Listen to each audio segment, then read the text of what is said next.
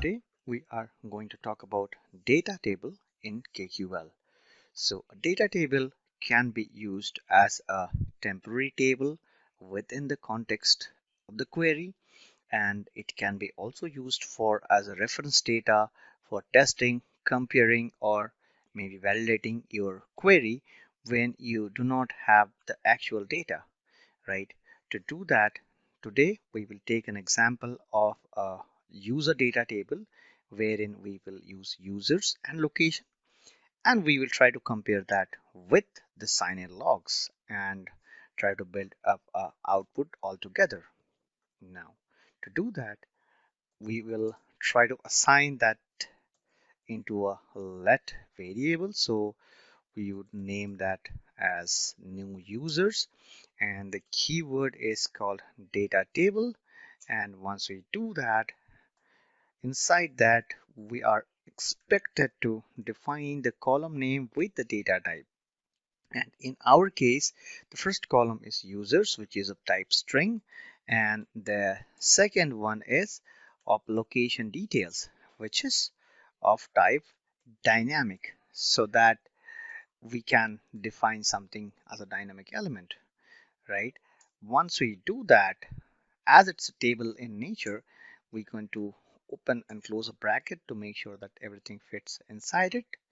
And I am going to paste some sample data inside the table. So the first one is a string, which is the username, and the second one is a dynamic element, which is similar to location details present in sign-in logs. And as you can see, it has to be in the similar numbers of the number of columns. So let me add one more row here, and once we do that, as you can see, there is no error. But if we take out, for example, one element from the end or anywhere for that matter, that is going to throw an error because it doesn't comply with the structure wherein we have two columns called user and location details, but the data points are not present in the multiplication of 2. So we are going to revert it back, and as it assigned to a let statement, we are going to end it with a semicolon.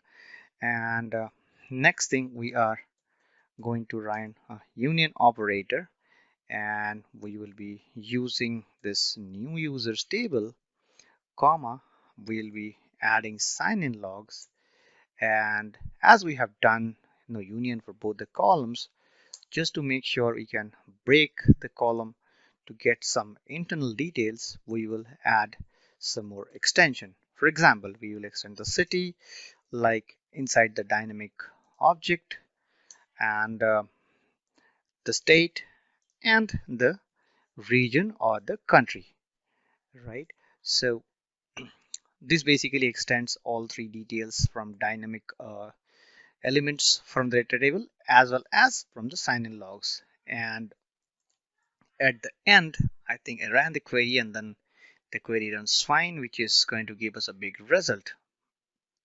And let us wait. So you can see there are a couple of results coming in, and then the data table we have that have only 2 columns, whereas sign-in logs have multiple other columns. Now, to understand a bit more, we will summarize the count by city, state, and country, and we run the query again, right? And as you can see, if I go a bit up, so one is picked up from here and the other one is basically picked up from the sign-in logs, and you can see there is a greater count which is present in the new users. So that means there are 2 tables which is being joined here in this query.